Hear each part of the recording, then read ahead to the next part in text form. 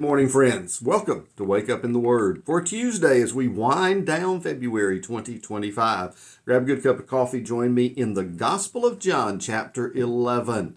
We picked up yesterday in this beautiful passage, which fits the chronology of the life of Christ, taking us out of the Gospel of Luke to this very important event, perhaps one of the most important in the life of Christ.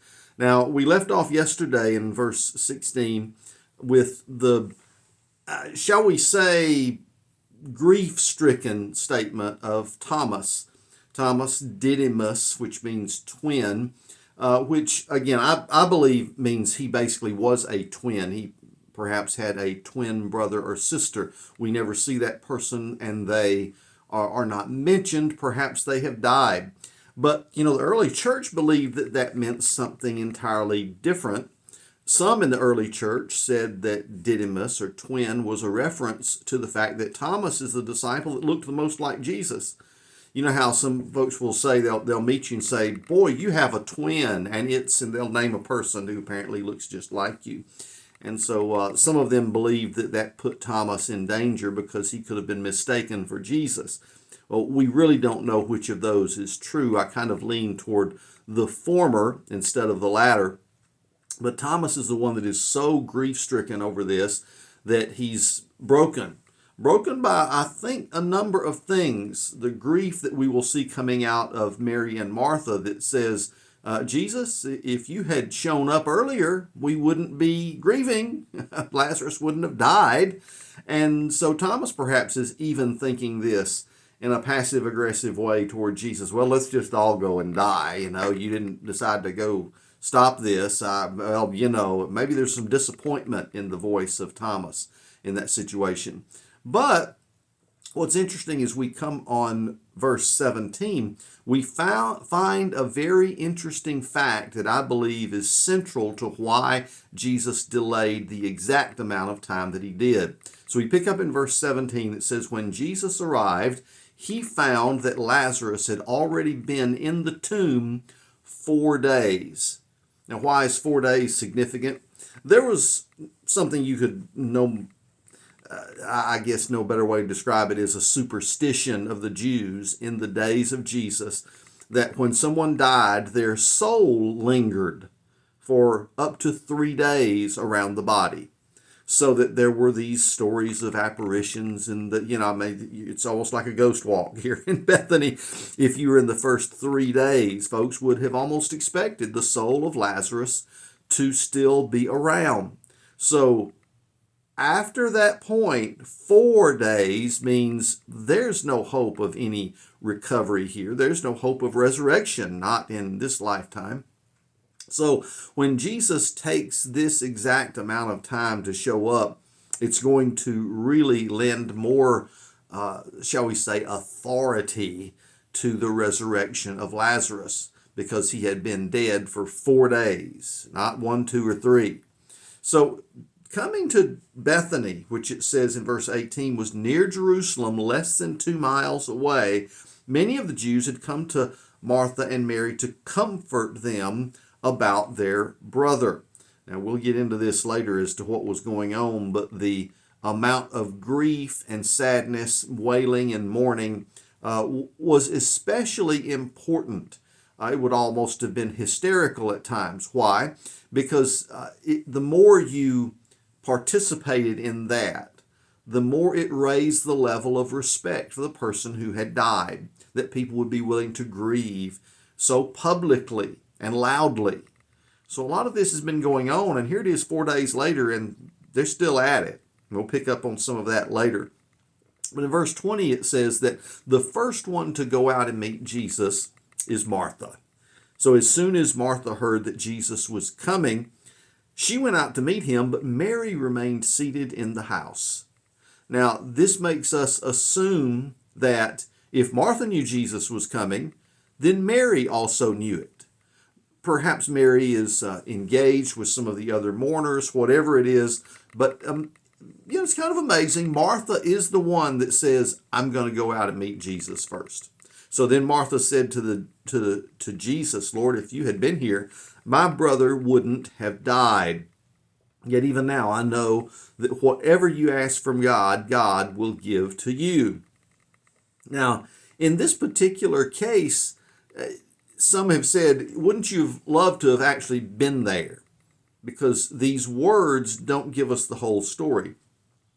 You want to be able to see someone's facial expression, hear their tone of voice when they're saying words like this, because Lord, if you had been here, my brother wouldn't have died, could be just a statement of fact. It could be, again, almost an accusation. Lord, why didn't you show up? Why did you delay? All these things could have been pulled out of that encounter by us being able to have the video. Let's digitally preserve the video, check the tapes, and see how Martha looked as she was sharing these words with Jesus. But I think that the positive verse, the one that follows it, shows that she still has her foothold of faith firmly in Jesus Christ as who he has already claimed to be, and she's believing in. Verse 22 says, "Yet even now, I know that whatever you ask from God, God will give you." Well, Jesus is going to play with this a little bit because, again, he's interacting with one of his followers and growing her faith. And in this process, remember, Martha's the one that was so concerned before with just how the meal is being prepared and not sitting at the feet of Jesus and learning from him. That does not mean she didn't eventually learn an awful lot from him, because she has some clear understandings of theology that many women of the day wouldn't have had. Now in verse 23, Jesus tests this. He says, "Your brother will rise again," Jesus told her. The same kind of things we say when we're grieving with someone who's lost a loved one, and we'll say something like, "Well, you will see them again." We don't mean today, we mean one day in heaven, because we're assured of where they now live. And it may not be here, they're absent from the body, but they are at home with the Lord.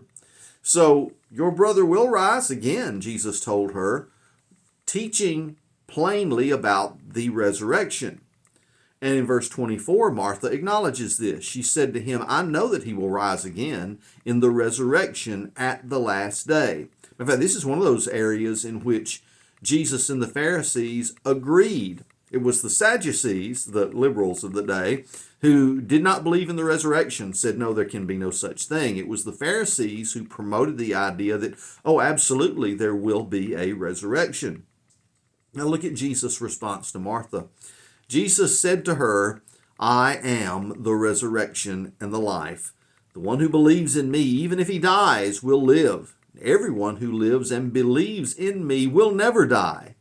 Do you believe this?" What a time for inquiry into the spiritual condition of Martha. Time where Jesus is looking her straight in the eyes and declaring who he is with, again, another one of his great I am statements found in the Gospel of John.